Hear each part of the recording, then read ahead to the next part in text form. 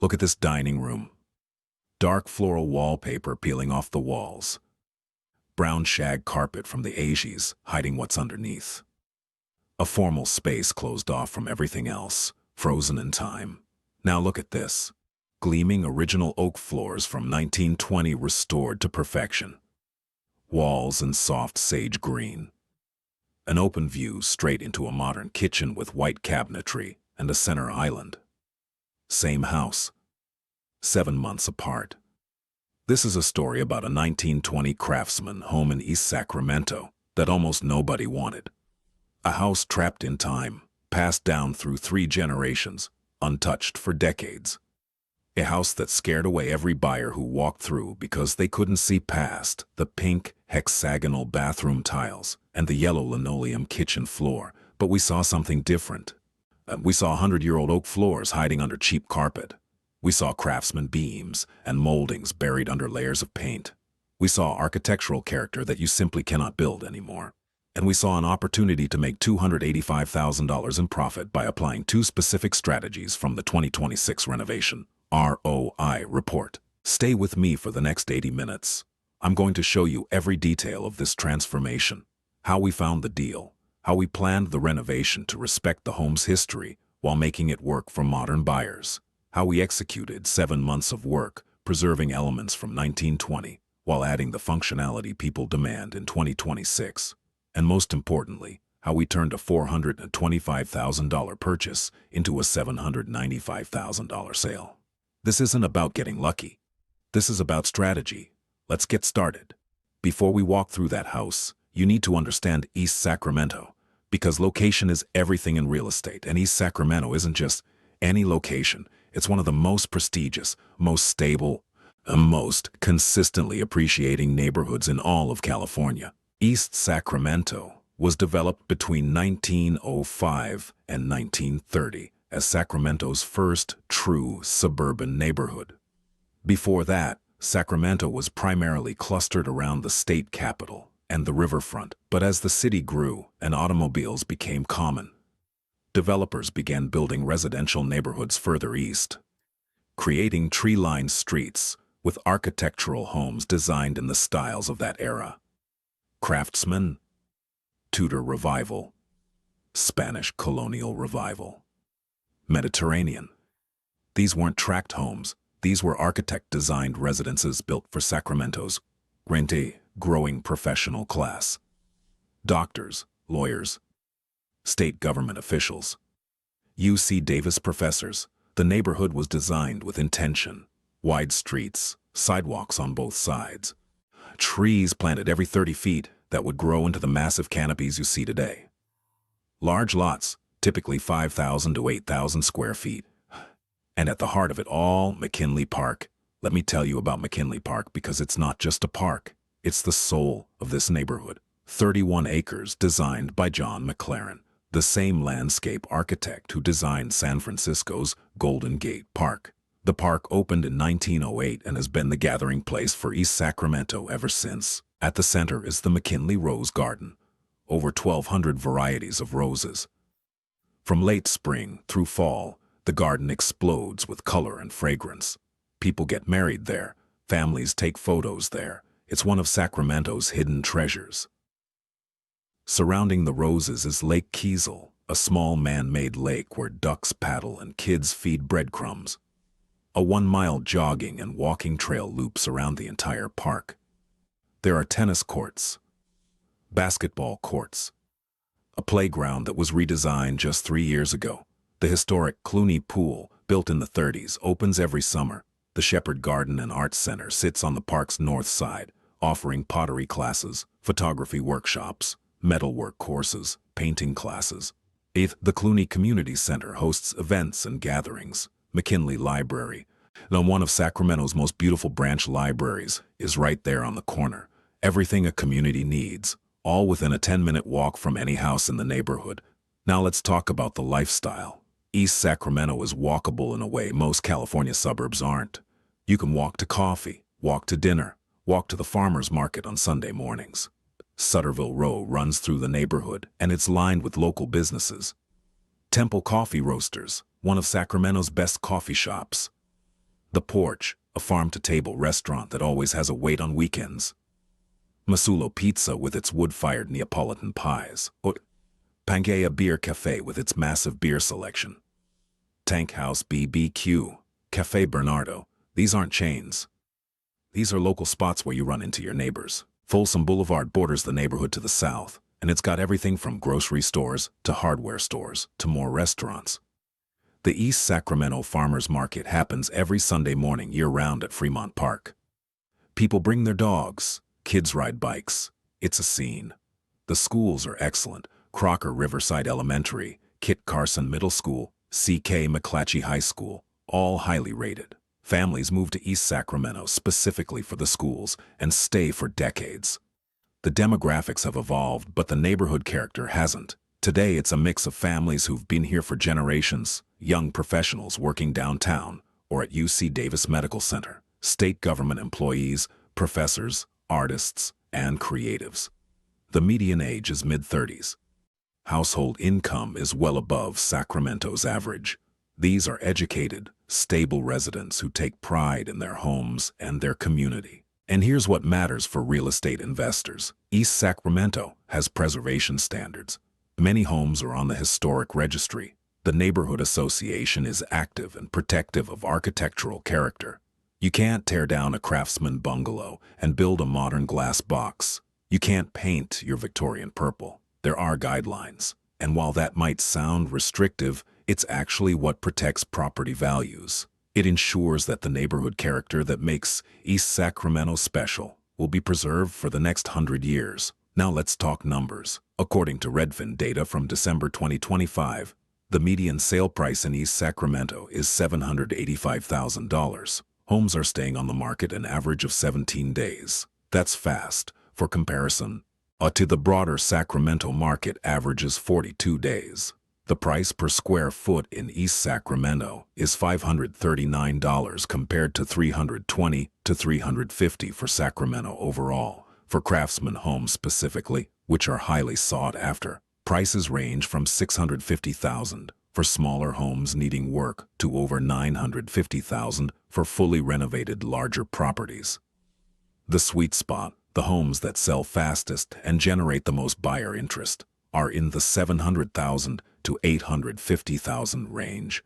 Renovated, move-in ready, character preserved but with modern functionality. East Sacramento doesn't boom and bust like speculative markets. It appreciates steadily, 3 to 5% per year every year for the past 2 decades.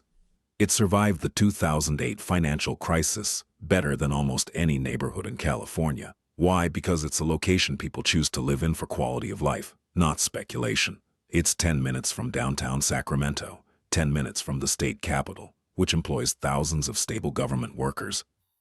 15 minutes from UC Davis Medical Center, one of the top employers in the region. It's close to everything, but feels like a quiet, tree-lined oasis.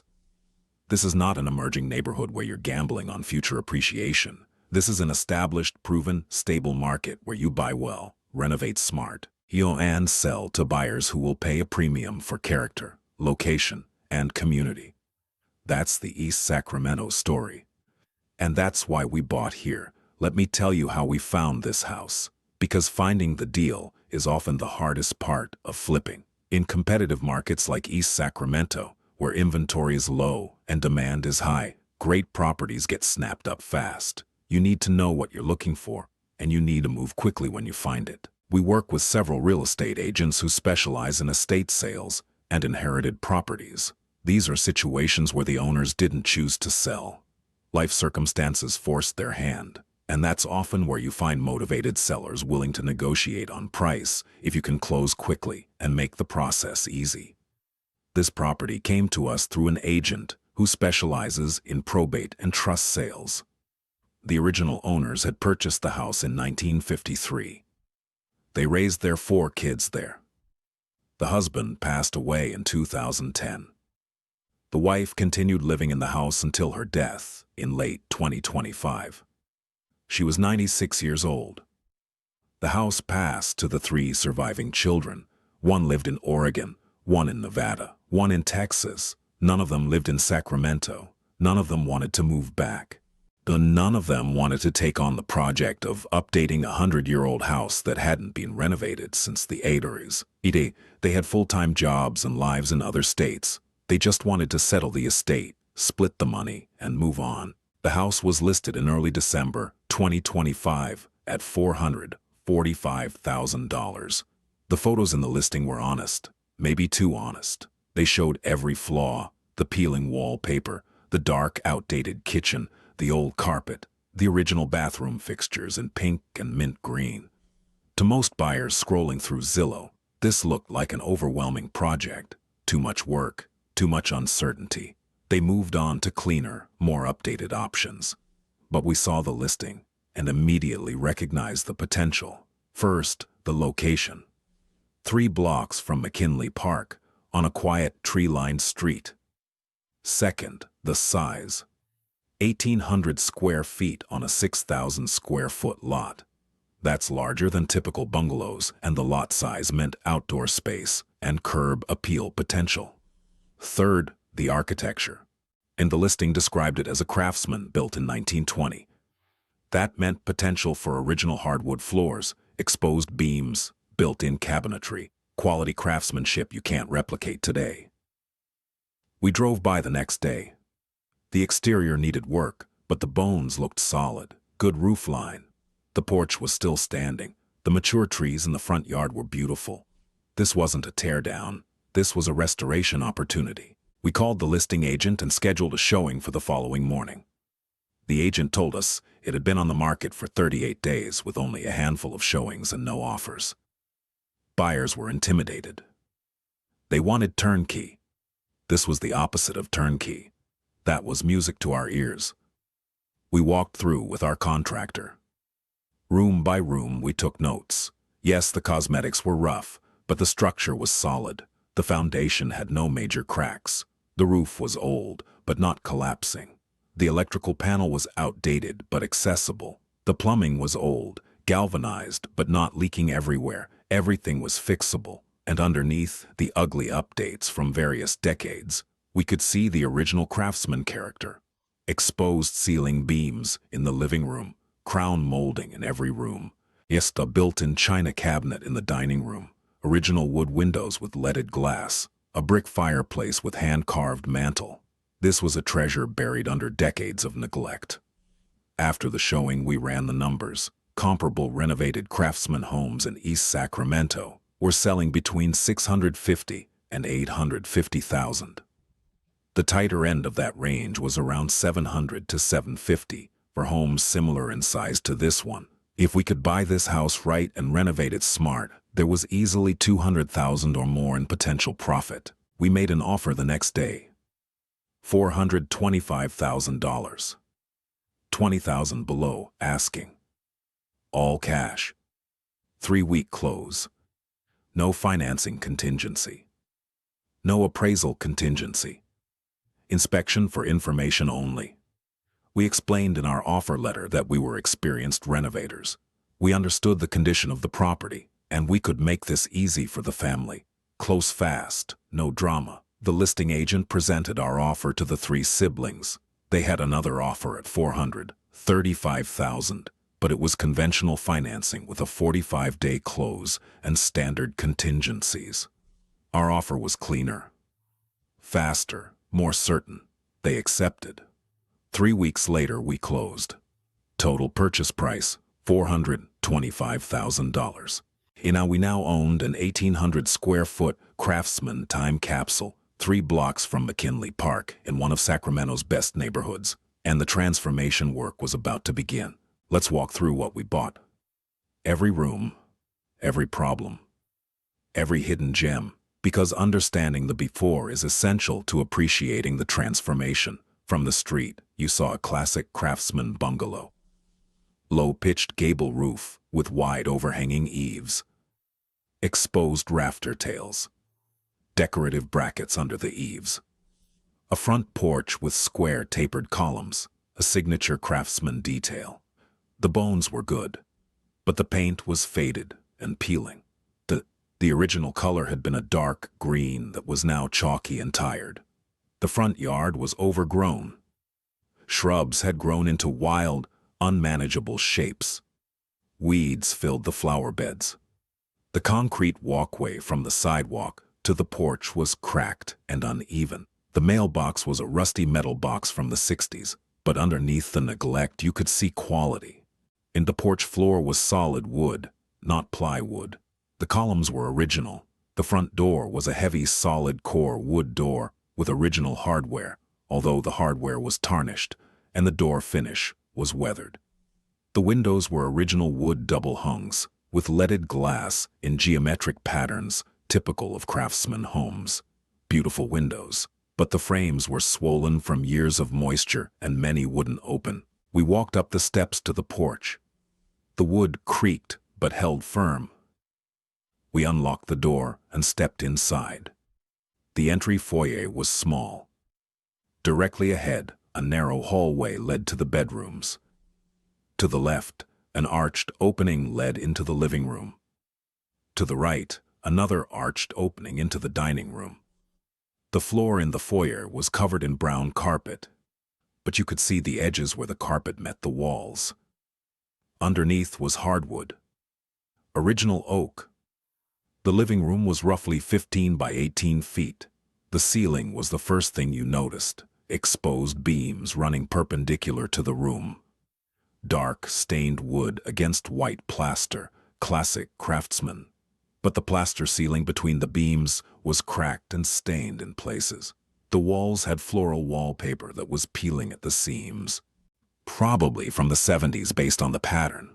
Under the wallpaper you could see older layers of paper and paint. The fireplace dominated one wall. Red brick with a white hearth. Above the firebox was a hand-carved wooden mantel, with simple but elegant detailing. The mantel had been painted white at some point, but the paint was chipping, and underneath you could see the grain of oak. This mantel was worth restoring. The windows in the living room were original leaded glass, 3 tall windows facing the front yard. They let in good light, but the frames were in rough shape. Some panes had cracks. The windowsills had water damage. But these windows were a character feature worth saving. The floor in the living room was covered in the same brown carpet from the foyer. We pulled back a corner. Underneath was oak flooring. Solid 3-inch planks. We couldn't see the full condition, but what we saw looked promising. From the living room, you could see into the dining room through a wide cased opening. The dining room was maybe 12 by 14 feet. More brown carpet. More peeling floral wallpaper. But here was a treasure. Built into one wall was an original Craftsman china cabinet. Glass front, upper cabinets with small paned windows, midi lower cabinets with panel doors. All original hardware. The wood had been painted over multiple times in thick layers of beige and cream. But the form and craftsmanship were still there. This was a feature that buyers would love if we could restore it properly. The dining room had a large window overlooking the side yard. Another original wood window with beautiful, wavy glass that indicated age. Now here's where the layout problem started. The dining room had a wall separating it completely from the kitchen. And you couldn't see into the kitchen. You couldn't pass a dish from the kitchen to the dining table without walking through a doorway. For 1920, this made sense. Kitchens were workspaces, separate from where you entertained. But for 2026 buyers, this was a deal breaker. Everyone wants open concept, visual flow, the ability to cook and entertain simultaneously. We walked through the doorway into the kitchen. It was small, maybe 10 feet by 12 feet. Completely enclosed by walls on all sides. One window above the sink, looking out to the backyard. The cabinets were dark wood, probably from the 40s or 50s, not original to the house. They were outdated, but not vintage enough to be charming. Doors hung crooked, hinges were loose. The countertops were ceramic tile in a dark green color. The grout between the tiles was black with decades of grime. The backlash was the same tile. The floor was yellow linoleum with a pattern trying to mimic tile. In the corners and near the doorways, the linoleum was peeling up, revealing black adhesive and the plywood subfloor underneath. The appliances were a mix of eras, a white gas stove from the 70s with yellowed knobs, a beige refrigerator from the 80s humming loudly, no dishwasher, an old porcelain sink with separate hot and cold taps and rust stains under the faucet. The lighting was a single fluorescent fixture in the ceiling that flickered when you turned it on. This kitchen was completely non-functional by modern standards. Too small, too dark, too closed off. It needed to be gutted and reimagined. From the kitchen, a door led to a small laundry area and then outside to the backyard. Another door led to a hallway connecting to the bedrooms and bathrooms. We walked down the hall. The first door on the right led to the largest bedroom, the master. It was maybe 14 by 12 feet, a decent size, one window facing the backyard. The floor had green carpet that was matted and stained. The walls had more floral wallpaper, a single closet, maybe 4 feet wide, with a wooden dowel for hanging clothes and a shelf above. By modern standards, this closet was tiny. And critically, this bedroom had no attached bathroom. While the master bedroom in a house at this price point in 2026 absolutely needs a private bathroom, that was a major deficiency we'd have to address. The second bedroom was similar in size, carpet, wallpaper, a small closet. This room had been used as a home office by the previous owners and was filled with boxes and old furniture left behind. The third bedroom was slightly smaller, same carpet and wallpaper situation. The fourth bedroom was the smallest, maybe 10 by 10. This room had water damage on the ceiling. You could see brown stains and some bubbling paint. The roof leak we'd identified during our inspection. This was the room directly under where the roof was worst. Now the bathrooms. There were 3. All original to the house or close to it. The main bathroom, shared by all the bedrooms, was down the hall. We opened the door and stepped into 1920. The floor was covered in small hexagonal tiles in pink. Glossy pink ceramic tiles, each about 1 inch across, laid in a classic hex pattern. The walls had white rectangular subway tiles, with a border row of pink tiles at waist height. This tile work was original. You don't see craftsmanship like this anymore. The grout was dingy, but the tiles themselves were in remarkably good condition. The bathtub was a cast-iron clawfoot tub. White porcelain exterior with 4 decorative feet. It was stained and the enamel was worn in places, but this was a valuable piece. Clawfoot tubs are highly desirable. Refinishing it would be far better than replacing it. The toilet was original as well. A white porcelain with a tank mounted high on the wall and a pull chain to flush. This was a functioning antique. The sink was a white pedestal sink, also original, with separate hot and cold taps. Above the sink was a medicine cabinet with a mirror door, the silvering on the mirror worn at the edges. This bathroom was a time capsule, and while it was outdated, it had character. We'd need to update the plumbing and fixtures, but we could preserve the historic tile and tub as features that added to the home's authenticity. The second full bathroom was off the kitchen hallway. This one had been updated at some point, probably the 50s. Mint green tile on the walls. Linoleum floor, i.e., a standard tub shower combo. A vanity cabinet in beige formica. Everything was dated and worn, but nothing was original or worth preserving. This bathroom could be completely redone. There was also a small powder room, just a toilet and sink, tucked under the stairs to the attic access. This space was tiny and had gold floral wallpaper that was peeling. The pedestal sink was stained. The toilet was basic and old. This would need a full refresh. We finished the tour and stepped out into the backyard. It was a good-sized yard for the neighborhood, maybe 40 feet deep and 50 feet wide. Mostly dirt and patchy grass. An old wooden fence around the perimeter. Some overgrown bushes and a couple of mature trees providing shade.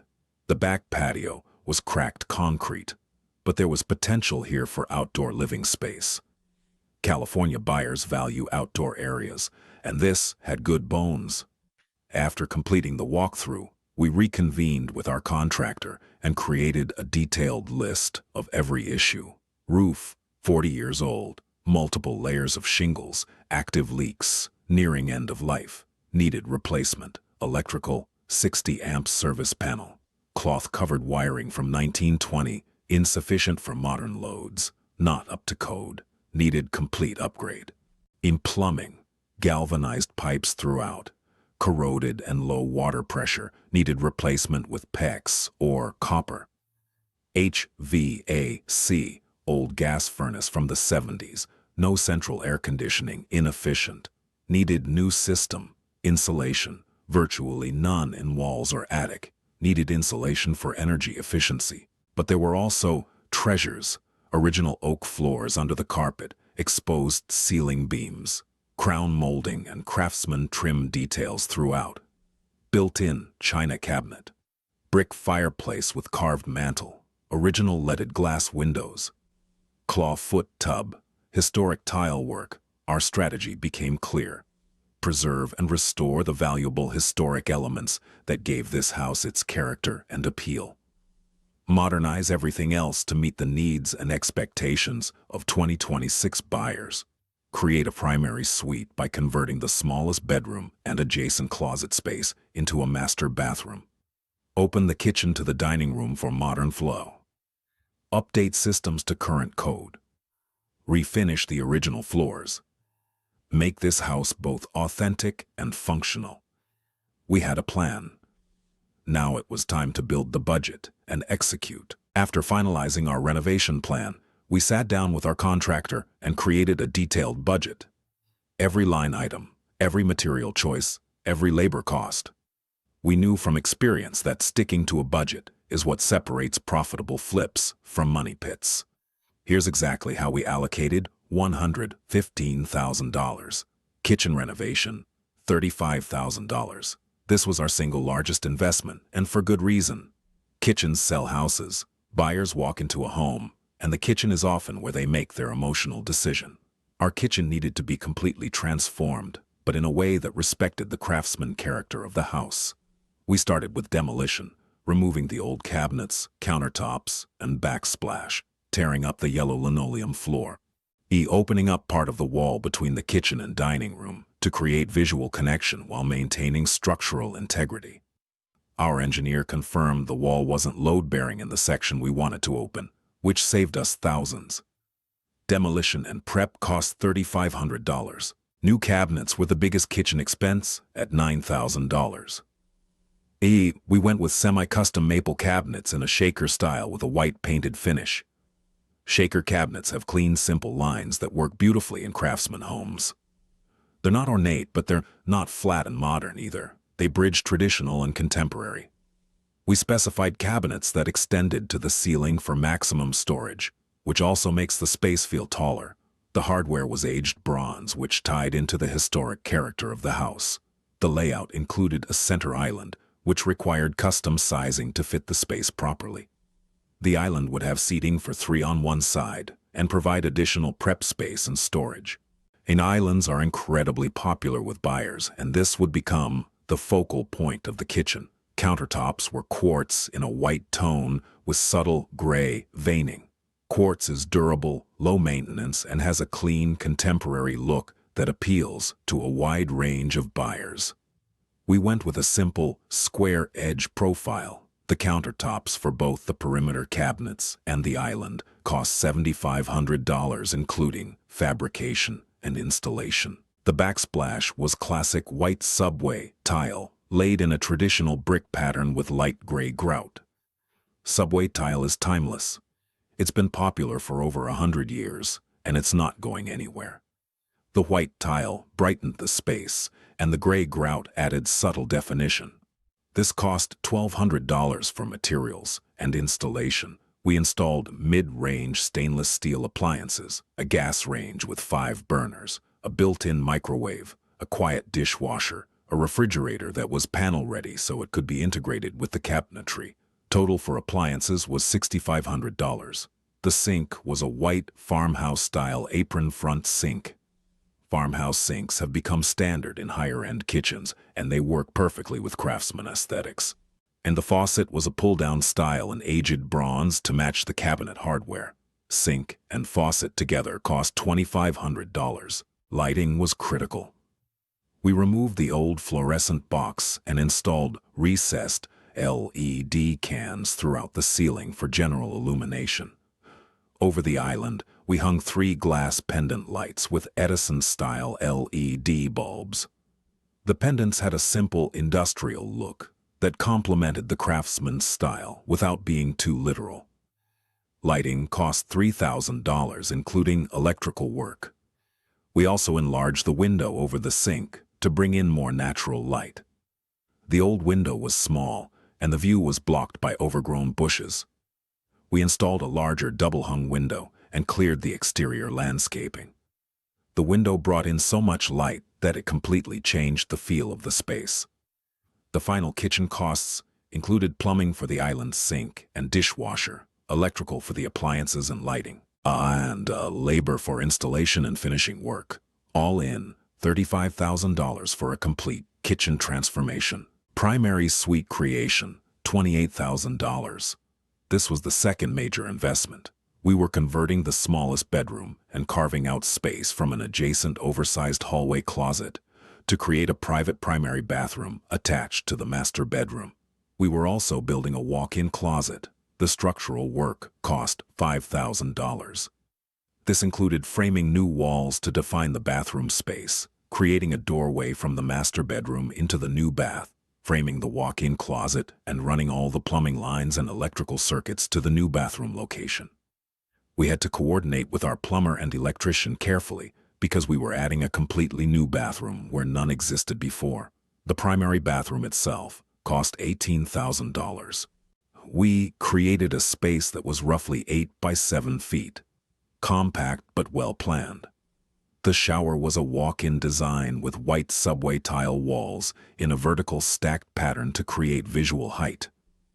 The floor was white and black hexagonal mosaic tile in a classic pattern that echoed the historic bathroom down the hall. This created continuity while being freshly modern. The shower had a frameless glass door, a rainfall showerhead, and a handheld wand. We added a built-in niche for shampoo and soap. The tile work was beautiful, and the white-on-white palette made the small space feel larger. The vanity was a floating design in dark walnut wood. Floating vanities create a sense of space because you can see the floor underneath. The countertop was white quartz with an integrated rectangular sink. Above the vanity, we installed a large frameless mirror with integrated LED lighting. The toilet was a modern, elongated bowl design in white. We added heated flooring, which is a luxury touch that buyers love. We also installed a quiet ventilation fan to prevent moisture issues. The fixtures were all chrome to keep things clean and contemporary. The whole bathroom felt like a modern spa, while the hex tile floor tied it visually to the home's historic character. The walk-in closet cost $5,000. We converted the existing small reach-in closet and expanded it into adjacent, unused space. The closet ended up being about 6 by 7 feet. We installed a custom shelving system with hanging rods, shoe racks, and upper shelving. LED lighting inside. A full-length mirror on one wall. For a master's suite in a Craftsman home, this was a significant upgrade. Total for the primary suite, $28,000. This single improvement moved the house from a 4-bedroom, 2-bath home without a primary suite into a 4-bedroom, 2.5-bath home with a true master suite. Now, that's a different category of property, and it commands a meaningfully higher price. Hardwood floor restoration, $12,000. This was one of our highest ROI moves. According to the 2026 Renovation report, refinishing original hardwood floors returns 147% on investment. That means for every dollar you spend, you get back $1.47 in increased home value. And beyond the numbers, refinished floors are a dramatic visual transformation. We started by pulling up all the carpet throughout the house. Living room, dining room, hallway, and all 4 bedrooms. Underneath was original oak flooring and 3-inch wide planks. Some areas were in great shape. Other areas had staining, scratches, and water damage. But overall, the floor was salvageable. We hired a professional floor refinishing company. They started with a rough sanding pass to remove the old finish, its stains, and surface damage. Then, they inspected for boards that needed repair or replacement. About 15 boards had water damage or structural issues. We sourced vintage oak flooring from a local salvage yard to patch those areas. Matching the old wood was important to maintain authenticity. After repairs, the floors went through multiple sanding passes, each with progressively finer grit sandpaper. This removed all imperfections and created a smooth surface ready for finishing. We chose a stain in a medium honey tone, not too dark, not too light, a color that showed off the natural grain and warmth of the oak without overwhelming the space. After the stain dried, 3 coats of polyurethane were applied. Each coat was lightly sanded between applications. The final result was a rich, glowing, durable floor that looked like new, but retained all the character of 100-year-old wood. The transformation was stunning. When the floors were finished and we removed the last of the construction dust, walking through the house felt completely different. The floors tied every room together. They reflected light. They added warmth. They were one of the most commented on features when we eventually listed the house. 2 secondary bathrooms, $18,000. We had 3 bathrooms total in the house. We'd just created the new primary bath. Now we needed to address the original main bathroom and the second full bath. For the main bathroom with the historic pink tile, we made a strategic decision. We'd preserve the original hex tile floor and the subway tile walls. These were in good condition and added authentic period character. But we'd update everything else. We had the claw foot tub professionally refinished. This process involves stripping the old enamel, repairing any chips or damage, and applying new enamel coating. The result looked brand new. The white tub against the pink floor tiles created an interesting vintage modern contrast that we knew certain buyers would love. We replaced the old high-tank toilet with a modern toilet, but chose a style that had traditional proportions and didn't look jarringly contemporary. We kept the pedestal sink but installed a new modern faucet in chrome. We replaced the medicine cabinet with a simple framed mirror and added sconce lighting on either side in an arts and crafts style that fit the period of the house. We updated all the plumbing behind the walls, replaced the shower fixtures, added a shower curtain rod for the claw foot tub, and painted the walls and ceiling. This bathroom cost $11,000 and came out beautiful. It felt historic and fresh at the same time. The second full bathroom was completely remodeled. We stripped it to the studs, new tile on the walls in white subway tile, new floor tile in a simple gray, a new tub shower combo with glass doors, a new vanity in white with quartz countertop, modern fixtures throughout. This bathroom cost $7,000 and was a clean, neutral, contemporary space that contrasted nicely with the vintage main bath.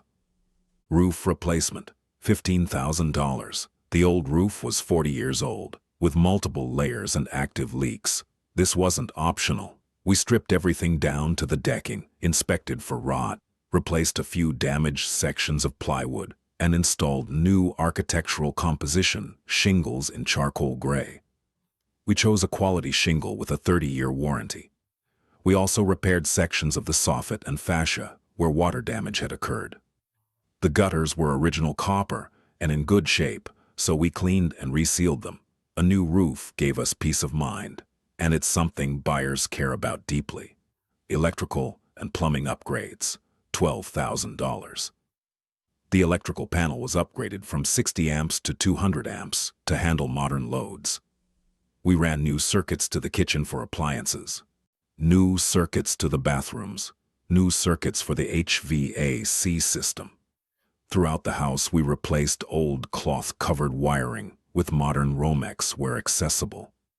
All work was done by a licensed electrician and inspected by the city. On the plumbing side, we replaced the main water line from the street to the house. We replaced galvanized pipes in the bathrooms and kitchen with PEX. We updated the water heater to a more efficient model. We ensured everything met current code. This was unglamorous work that buyers don't see, but it ensured the house would have no issues for decades. Interior and exterior paint. $8,000. We painted the entire interior. The living room, dining room, and hallways were done in a warm white called Swiss coffee. The master bedroom was painted in a soft blue-gray. The other bedrooms in warm neutrals, all the original Craftsman trim, the crown molding, the door casings, the window frames, were carefully painted in semi-gloss white to make them pop against the walls. The china cabinet was a special project. We hired a professional to strip all the layers of old paint down to the original oak wood. The wood underneath was beautiful. We stained it in a light natural tone and applied a protective clear coat. It looked incredible and became a focal point of the dining room. Exterior paint was a 3-color Craftsman scheme. The body of the house was painted in a warm gray. The trim was crisp white. The accents, the brackets, and window sashes were painted in a muted sage green. This palette was historically appropriate and made the house look fresh and inviting. Architectural restoration, $7,500. We invested in restoring several key Craftsman elements. The fireplace mantel was stripped, sanded, and refinished to show the original oak. The exposed ceiling beams were carefully cleaned and restained. The crown molding throughout the house was repaired, where it had separated from the walls, and repainted. The original windows were restored. We had a window specialist repair the frames, reglaze any cracked panes, and install new weather stripping that was invisible but made the windows functional and energy efficient. We kept the original wavy glass and lidded designs because that's part of the charm. The front porch columns were sanded and repainted. The porch floor was refinished. The brackets under the eaves were repaired and painted. These details cost money, but they're what give a Craftsman home its character. Buyers who love Craftsman homes notice these things and they're willing to pay for authenticity. That's the complete budget. $35,000 for the kitchen, $28,000 for the primary suite, $12,000 for floors, $18,000 for bathrooms, $15,000 for the roof, $12,000 for systems, $8,000 for paint, $7,500 for architectural restoration. Total, $115,000. Every dollar spent with intention. Every choice made to maximize value while respecting the home's history. The renovation took 7 months from purchase to listing. Let me walk you through the phases of work and what happened during each stage. Months 1 and 2 were planning and permitting. Before we could start swinging hammers, we needed approvals. East Sacramento has historic preservation guidelines. Any exterior changes, especially paint colors and window replacements, needed review. We submitted our plans showing the exterior color scheme, the window restoration approach, and the porch repairs. We met with a representative from the Preservation Society who walked through the house with us. They loved that we were preserving original elements. They approved our plans within 3 weeks. We also needed building permits for the electrical upgrade, the plumbing work, the new primary bathroom, and the kitchen remodel. We worked with an architect to draw up plans for the primary suite addition, since we were creating a new bathroom where none existed. The city took about 5 weeks to review and issue permits. This wasn't unusual. Permitting always takes time. During this period, we also selected all our materials. We visited showrooms and picked out cabinets, countertops, tile, fixtures, lighting. We created a spreadsheet with every item, every cost, every lead time. This upfront planning meant that once we started construction, materials arrived when we needed them, and we didn't have delays. Weeks 9 and 10 were demolition. Once we had permits in hand, the contractor and his crew started tearing things apart. First, all the carpet came up, room by room. They pulled it up, removed the tack strips, and hauled everything to a dumpster. When the carpet was gone and we could see the oak floors fully for the first time, we knew we'd made the right call on this house. The floors were beautiful. Next, the kitchen was gutted, cabinets ripped out, countertops removed, backsplash tile demoed, old appliances hauled away. The linoleum floor came up, revealing plywood subfloor underneath. We opened up the wall section between the kitchen and dining room. This was exciting because suddenly you could stand in the kitchen and see straight through to the dining room and living room. The flow changed immediately. The bathrooms were partially demoed. In the new primary bathroom location, walls were opened up to run plumbing and electrical. In the second full bath, everything came out. Tile, tub, vanity, toilet, all removed. The crew also removed all the wallpaper throughout the house. This was tedious work. Layers of paper and glue had to be steamed off and scraped away. In some areas, the wallpaper had been applied directly to the plaster without primer, which meant it came off in tiny pieces. But we got it all off, and the walls were prepped for new paint. At the end of demolition, the house looked worse than when we bought it. Bare walls, exposed framing in places, piles of debris. But it's always darkest before the dawn in renovations. We also discovered a surprise during demolition. When we pulled up the old linoleum in the kitchen, we found another layer underneath, and under that layer was asbestos-containing flooring from the 50s. Asbestos isn't dangerous if it's encapsulated and not disturbed, but once you expose it during a remodel, you're legally required to have it removed by a certified abatement company. We called in an abatement crew. They sealed off the kitchen, removed the asbestos flooring safely, tested to confirm it was all gone, and gave us clearance to continue work. This added $2,500 to our budget and a week to our timeline. And these surprises happen in old houses. That's why we always have a contingency fund. Weeks 11 through 14 were structural and systems work. This is the unglamorous phase where you don't see much visual progress, but critical work is happening behind the walls. The electrician upgraded the main panel and ran new circuits throughout the house. The kitchen got dedicated circuits for the range, microwave, dishwasher, and receptacles. The new primary bathroom got circuits for lighting, outlets, and the heated floor. Recessed lighting was roughed in throughout the living spaces. This took 2 full weeks. The plumber replaced the main water line and repiped sections of the house from galvanized to PX.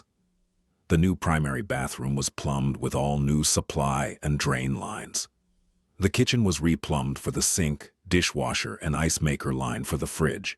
The water heater was replaced. All this work happened in the walls and under the floor, so you couldn't see it. But it meant the house would have reliable plumbing for the next 50 years.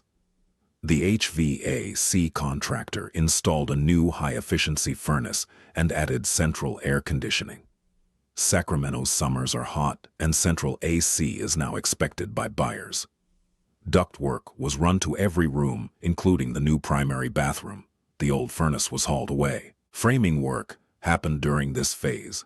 The new primary bathroom was fully framed.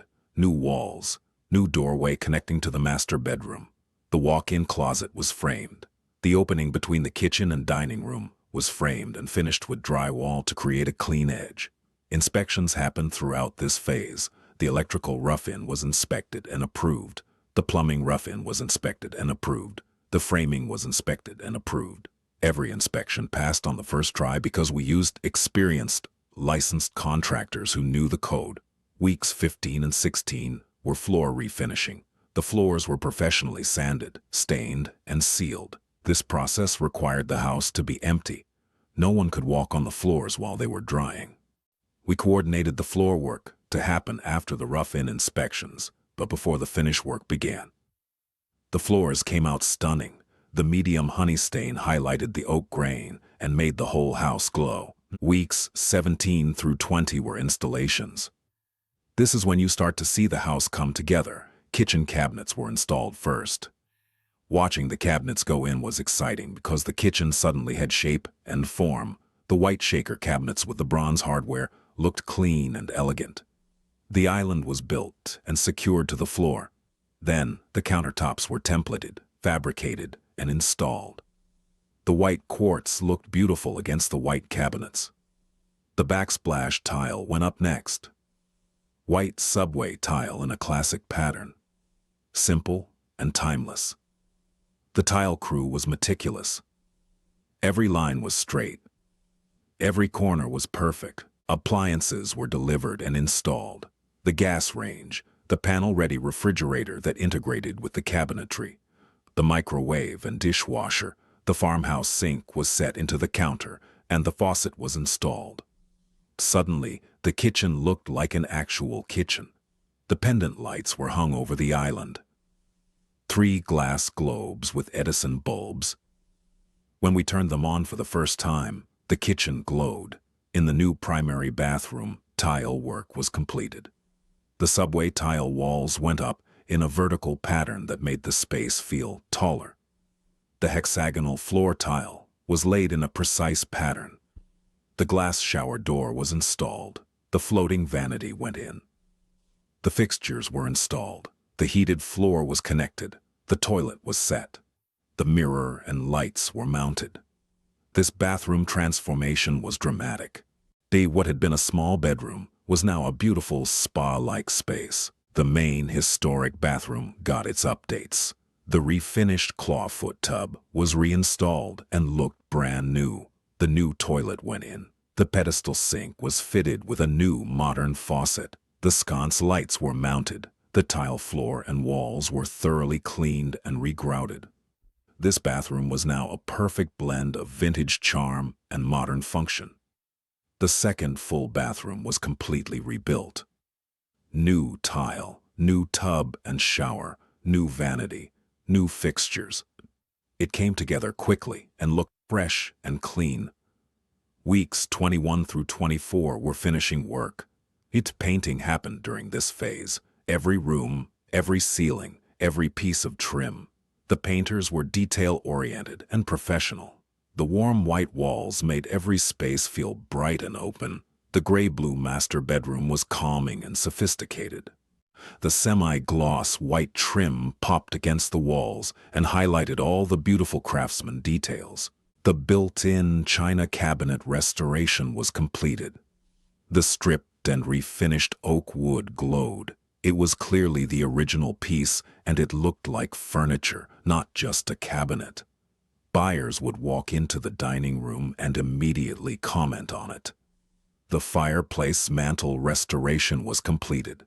The stripped and refinished oak wood glowed. It was clearly the original piece, and it looked like furniture, not just a cabinet. Buyers would walk into the dining room and immediately comment on it.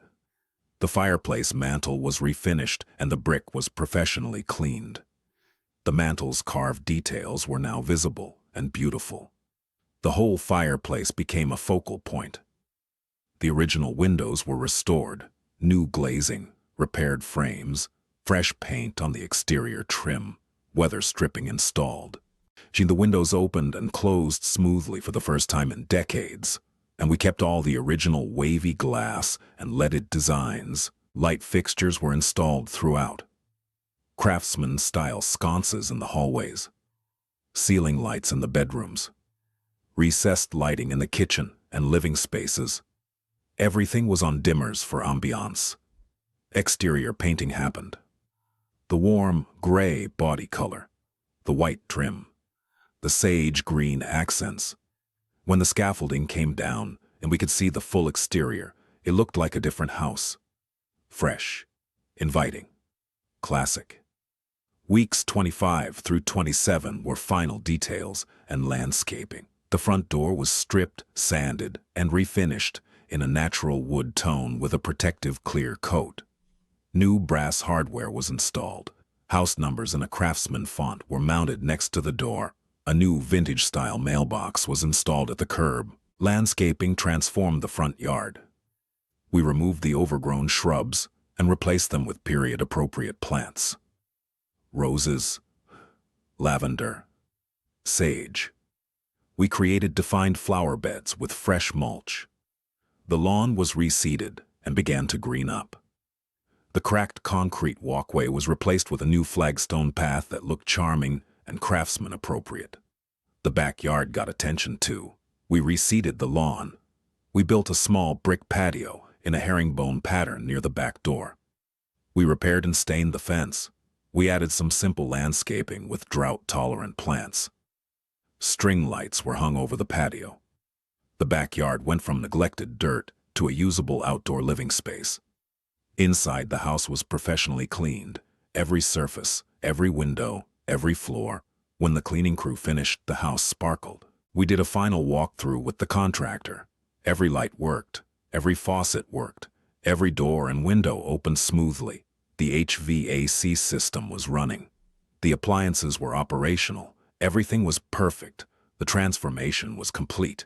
A house that had been frozen in time since the 80s was now a beautiful blend of preserved Craftsman character and modern functionality. It was time to stage it and bring in a photographer. Staging is where you tell the story of how someone could live in the house.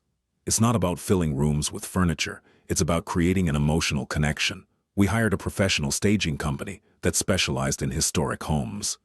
The style we chose was modern Craftsman heritage, respecting the past while showing how the house works for contemporary life. The color palette was warm and natural. Creams and soft whites. Warm grays, sage green and muted terracotta as accent colors. Natural wood tones in walnut, oak, and teak. Metals in aged brass and oil-rubbed bronze. Everything tied together cohesively. In the living room, a linen sofa in a natural beige anchored the space. The 2 leather armchairs in cognac brown flanked the fireplace. The leather had a worn patina that felt vintage. A coffee table made from reclaimed wood with metal hairpin legs sat between the sofa and chairs. An area rug in a geometric arts and crafts pattern tied the seating area together. Throw pillows in sage green and terracotta added color. A large fiddle-leaf fig plant in a ceramic pot stood in one corner. Books about architecture and design were stacked on the coffee table. The art prints of California craftsman homes were hung on the walls in simple frames. The fireplace mantel was styled with a few pieces of vintage pottery and some greenery in a ceramic vase. Nothing was overdone. Everything felt curated. In the dining room, a mission-style dining table with 6 chairs took center stage. The table was solid wood in a dark walnut finish. Very Craftsman. Very period-appropriate. A linen table runner in sage green ran down the center. A simple centerpiece of eucalyptus branches in a low ceramic bowl sat in the middle. The restored china cabinet was styled with white dishes, glassware, and a few pieces of vintage pottery. The cabinet itself was the star. The staging just highlighted its beauty. In the kitchen, we kept the staging minimal to let the renovation speak for itself. A wooden cutting board and a chef's knife set were arranged on the island. A ceramic bowl filled with fresh lemons sat on the counter near the sink. A French press and 2 white ceramic mugs were placed near the range, suggesting a morning coffee ritual. Small potted herbs, basil and rosemary, lined the windowsill above the sink. A cookbook was propped open on the island. Everything suggested this was a chef's kitchen, ready to be used and loved. The master bedroom was dressed with a queen bed in layers of white and gray bedding. A textured throw blanket in soft blue that matched the wall color was draped across the foot of the bed. 2 nightstands in natural wood flanked the bed with simple, Craftsman-style lamps. Even above the bed hung a large piece of abstract art in soft blues and grays. The overall effect was serene and sophisticated. The walk-in closet was partially styled to show how organized and functional it was. Some clothing hung on the rods. Shoes were arranged on the racks. Folded sweaters sat on the shelves. It showed potential without looking cluttered. The new primary bathroom was styled simply. White towels were rolled and placed in a basket. A small potted plant sat on the vanity. An elegant soap dispenser and a tray with a candle completed the look. The space felt like a spa. Luxurious but not over the top. The second and third bedrooms were staged to show versatility. One was set up as a guest room with a bed dressed in neutral bedding, a nightstand, and a reading lamp. Simple and welcoming.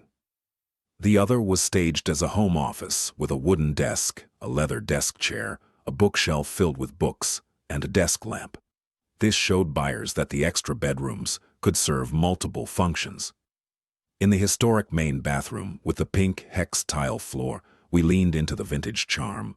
We hung a white waffle weave shower curtain around the clawfoot tub. White towels were folded on a wooden stool next to the tub. A small plant and some vintage-style bath products sat on the windowsill. The pink tiles, which could have been a liability, became a conversation piece. They were clean, they were original, and they added character. The backyard patio was staged with a metal bistro table and 2 chairs. String lights hung overhead. Potted plants and herbs lined the edges of the patio. The staging suggested outdoor dining and entertaining. California indoor-outdoor living at its best. The staging company worked for 2 days to get everything in place. When they finished and we walked through the fully staged house, it was stunning. Every room had purpose. Every space invited you to imagine living there. The house felt loved. We hired a professional real estate photographer who specialized in architectural photography. He came with professional lighting equipment and a drone for exterior aerials. He spent 4 hours shooting every angle of the house. Wide shots showing the flow between rooms. Detail shots highlighting the Craftsman features. The restored floors in the fireplace. The built-in cabinet. The new kitchen. The primary bathroom. The exterior with its fresh paint and landscaping. The drone captured aerial shots showing the property in context. The tree-lined street. The proximity to McKinley Park. The size of the lot. These aerial shots gave buyers perspective on the location and the neighborhood. When we received the edited photos a few days later, they were magazine quality, bright, sharp, showing off every detail. These photos would be what buyers saw first when scrolling listings online. We needed them to stop scrolling and click. Thus, photos achieved that. We were ready to list. We listed the property in late February 2026. Timing was intentional. Spring is the peak selling season in Sacramento. Buyers are active.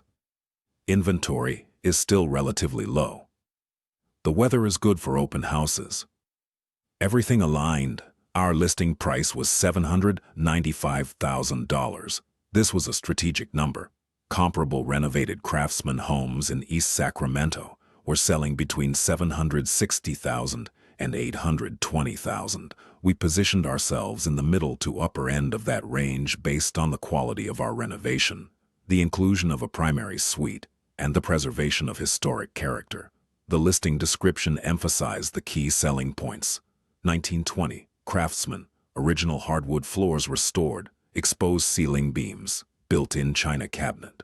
The brick fireplace with carved mantel. Completely renovated kitchen with center island and quartz countertops. New primary suite with spa bathroom and walk-in closet.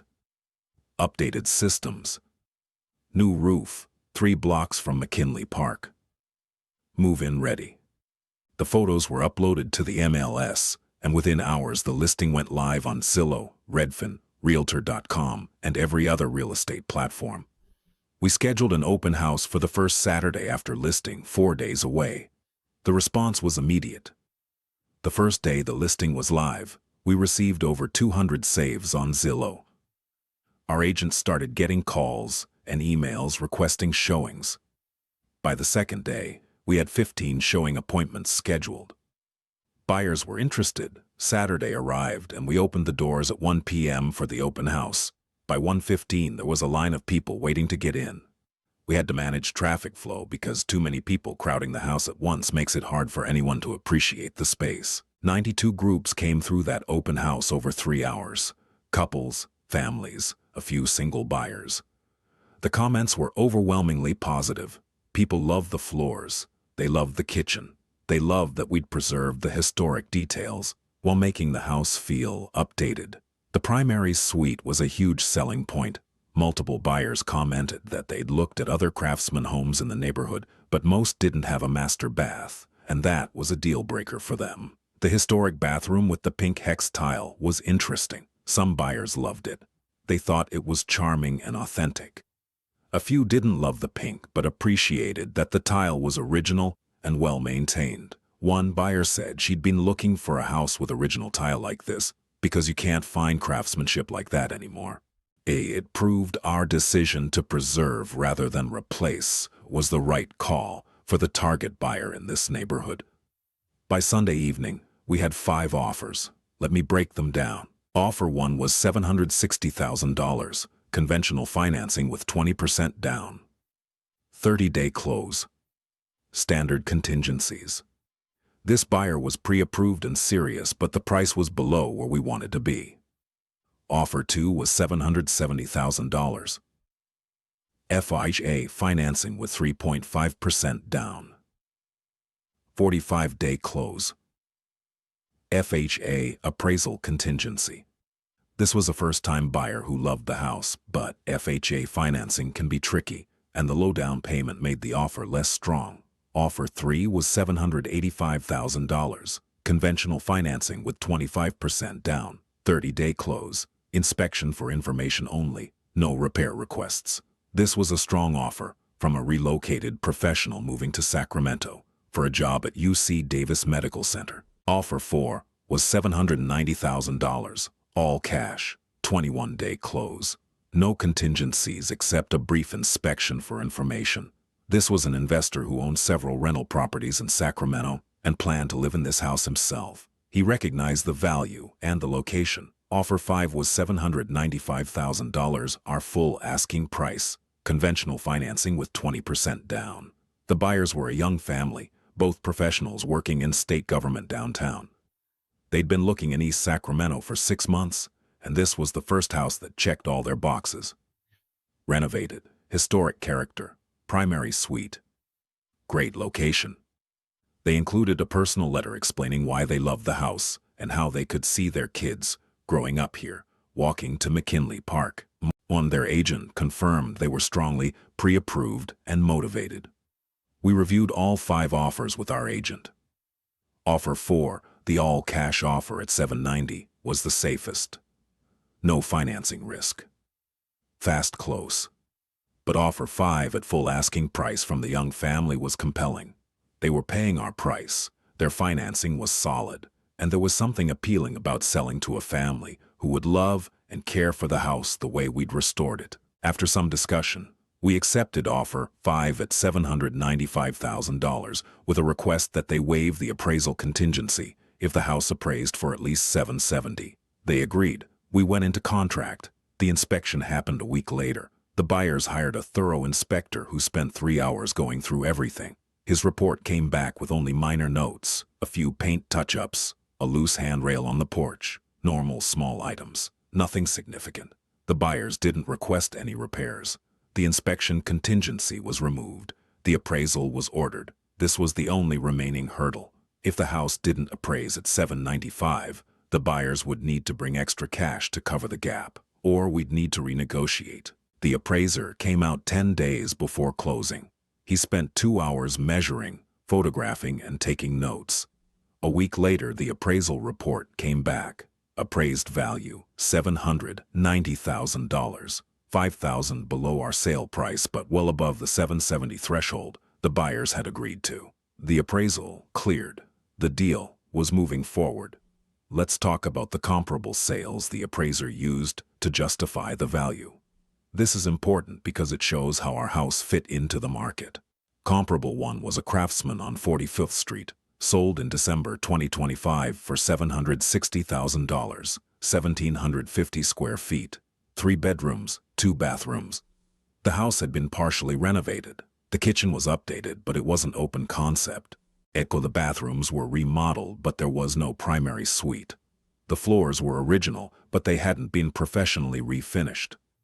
This comp supported our value because we had more square footage, a primary suite, and higher quality finishes. Comparable 2 was a Tudor Revival on Portola Way.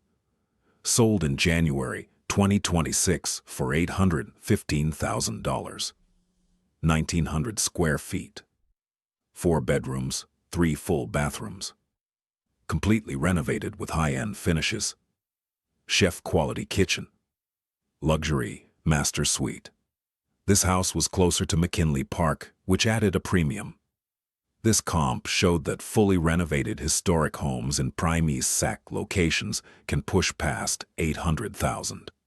Comparable 3 was a Craftsman on 21st Street, sold in January 2026 for $740,000, 1,650 square feet, 3 bedrooms, 2 bathrooms. This was a budget renovation.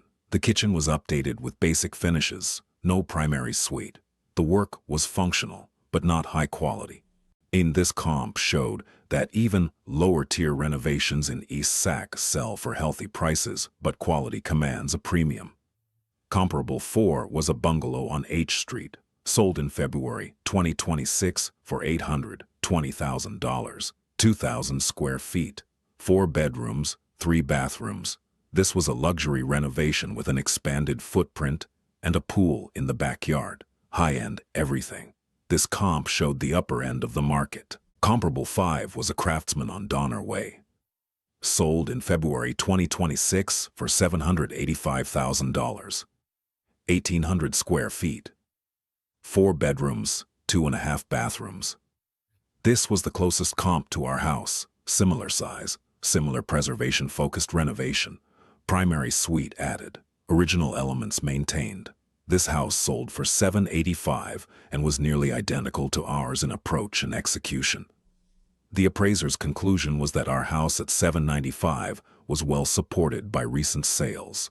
The quality of the renovation, the primary suite, the refinished floors, and the preserved historic character justified the price. The appraisal cleared without issue. Closing was scheduled for 45 days after contract acceptance. The buyer's lender processed the loan. Title was cleared. In all, the paperwork was signed. On closing day, we transferred the keys to the new owners. Let's talk about the final numbers. Purchase price, $425,000. Renovation costs, $115,000. Holding costs over 7 months, including property taxes, insurance, and utilities, $12,000. Staging for 2 months, $4,000. Closing costs when we purchased, $8,000. Total investment, $564,000. Sale price, $795,000. Closing costs and agent commissions on the sale, approximately $40,000. Net proceeds, $755,000. Subtract our total investment of $564,000 from net proceeds of $755,000. Net profit, $191,000. Some deals end up making more, some make less, but $191,000 in profit over 7 months of work was an excellent return. That's roughly $27,000 per month. It validated our entire strategy. The return on investment was 34%. If you annualize that over the 7-month period, it's about 58% annual ROI. Very few investments deliver that kind of return with this level of control and predictability. But beyond the numbers, this project proved several key principles. Buying in an established premium neighborhood meant we had a high ceiling on resale value. Respecting the historic character of the house while modernizing it strategically attracted buyers who valued authenticity. Applying the highest ROI renovations from the 2026 report, specifically the floor refinishing and the kitchen remodel, gave us maximum value for our investment dollars. This wasn't luck. This was execution. Let me give you the 3 biggest lessons from this Sacramento project. These are takeaways you can apply whether you're flipping in Sacramento or anywhere else. Lesson 1. East Sacramento always appreciates, more broadly, established historic neighborhoods with preservation standards and strong community identity are safe bets for real estate investment. These neighborhoods don't experience the wild swings of speculative markets. They appreciate steadily over time because demand is consistent. Buyers choose these neighborhoods for quality of life, not just as financial investments. That creates stability. When you buy in a neighborhood like East Sacramento, you're buying into a market that has demonstrated resilience and consistent growth for decades. Even if you pay a higher entry price, the exit price ceiling is high and the risk is lower. Lesson 2. Conserve history. Don't bury it. Original architectural elements in period homes are assets, not liabilities. Buyers in historic neighborhoods are specifically looking for character: exposed beams, original moldings, built-in cabinetry, hardwood floors, leaded glass windows. These are selling points. Spend money restoring them, not replacing them. In this project, refinishing the oak floors cost $12,000 and was one of the highest ROI moves we made. Restoring the built-in china cabinet cost a fraction of what a new built-in would have cost, and it became a signature feature. Preserving the historic bathroom tile turned what could have been seen as a problem into a charming conversation piece. Don't modernize everything. Find the balance between honoring the past and meeting present-day needs. Lesson 3. Primary suite equals premium price. In the market segment above $600,000 in 2026, the lack of a primary suite eliminates the majority of buyers. Families, professionals, and move-up buyers expect the master bedroom to have a private bathroom and a walk-in closet. It's not a luxury anymore, it's standard. In this project, investing $28,000 to create a primary suite allowed us to price the home in a different tier and attract buyers who wouldn't have even considered the house without it. This one improvement probably added $50,000 to $75,000 in value. The ROI was well over 200%. If you're flipping a house without a primary suite in this price range, create one. It's almost always worth the investment. We also validated 2 specific strategies from the 2026 Renovation ROI report. Refinishing original hardwood floors delivered 147% return on investment according to the data, and our experience confirmed it. The floors were a dramatic visual transformation that cost $12,000 and likely added $20,000 to $25,000 in value. Kitchen remodeling while preserving historic character was the other key strategy. We didn't install a sleek, ultra-modern kitchen that would have clashed with the home's soul. We designed a kitchen that felt appropriate to a Craftsman home, but functioned perfectly for contemporary life. That balance is what East Sacramento buyers wanted, and they were willing to pay for it. This house in East Sacramento taught us that value creation isn't always about finding the cheapest property in the cheapest market and hoping for appreciation. Sometimes the best strategy is buying a neglected property in an excellent neighborhood, investing in high ROI renovations that respect the property's character, and selling to buyers who will pay a premium for authenticity and quality. We bought a time capsule, a house frozen in 1985 with elements from 1920 still intact, but buried under layers of updates and neglect. We peeled back the layers. We restored what mattered. We modernized what needed to change. We created a home that honored its 100-year history while functioning perfectly for a family in 2026. The oak floors that had been hidden under carpet for decades now gleam in every room. The Craftsman beams and moldings that had been painted over are now showcased. The built-in china cabinet that was a forgotten relic is now a centerpiece. The kitchen that was dark and closed off is now open and light-filled. The house that had no primary suite now has a beautiful master bath and walk-in closet. And a young family who'd been searching for the right home in East Sacramento for 6 months walked through, fell in love, and bought it at full asking price.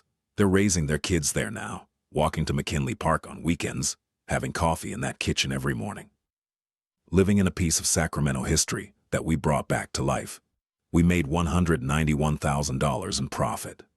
But we also created something beautiful. We saved a Craftsman home that might have been poorly renovated or even torn down by the wrong buyer. We contributed to the preservation of a historic neighborhood.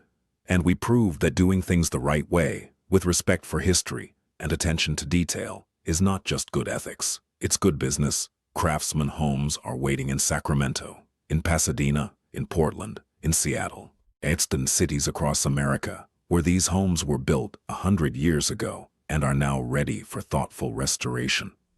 If you have the vision to see past the outdated finishes, the knowledge to renovate strategically, and the respect to preserve what makes these homes special, You can create transformations that generate extraordinary returns. Your first historic flip starts with knowledge, with understanding your market, with choosing the right neighborhood, with applying proven renovation strategies, with execution. This is how you turn $425,000 into $795,000.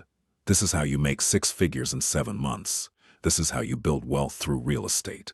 Let's keep building together. I'll see you on the next project.